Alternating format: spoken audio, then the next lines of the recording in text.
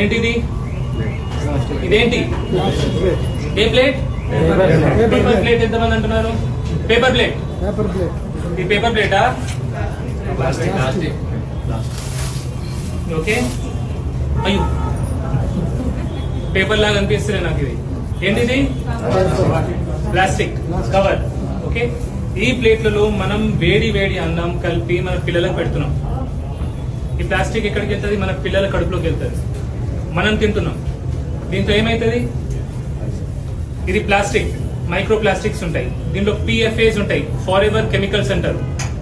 దాంతో క్యాన్సర్ వస్తుంది, hormonal imbalance అవుతుంది, ఇమ్యూనిటీ రోగ నిరోధక శక్తి తక్కువ అయిపోతుంది. సో ఇది పేపర్ ప్లేటా, ప్లాస్టిక్ ప్లేటా? కాదు, క్యాన్సర్ ప్లేట్. ఓకే. సో దీంట్లో దయచేసి తినకండి. మనం ఇది తింటాం, తిని పడేస్తాం రోడ్ పక్కకి. ఓకే. ఆవు తింటది, ఆవు చూస్తుంది, మెక్కులకు ఆశపడుతుంది, తింటది. ఆవుకి ఏమైతుంది? కడుపులో ఇరుక్కుంటది, ఆవు చచ్చిపోతుంది. సో మన గోమాతకు కూడా ఇది డేంజర్ చేస్తుంది, హిందూస్ అందరు. ఓకే. దీన్ని మళ్ళీ మనం బయటపడేస్తాం. మన మున్సిపాలిటీ వాళ్ళు తీసుకెళ్లి దీన్ని కాలబెడతారు. గాలిలో ఈ ప్లాస్టిక్ కలుస్తుంది. ఏమైతుంది? Lung diseases, lung cancer, lung problems వస్తాయి. పైకి వెళ్తుంది, ఈ కెమికల్స్ అన్ని పైకి వెళ్తాయి. వెళ్ళేమైతుంది? Green house effect, global warming.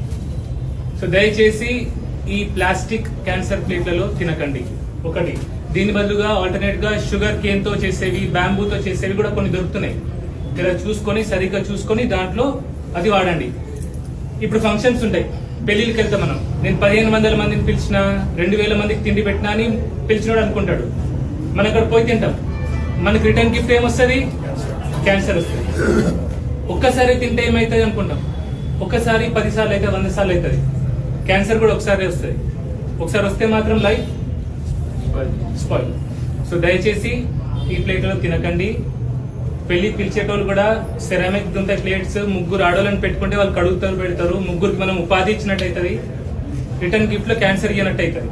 Okay. So దయచేసి దీంట్లో ఇది వాడకండి. ఒకటి. మీలో ఎంతమంది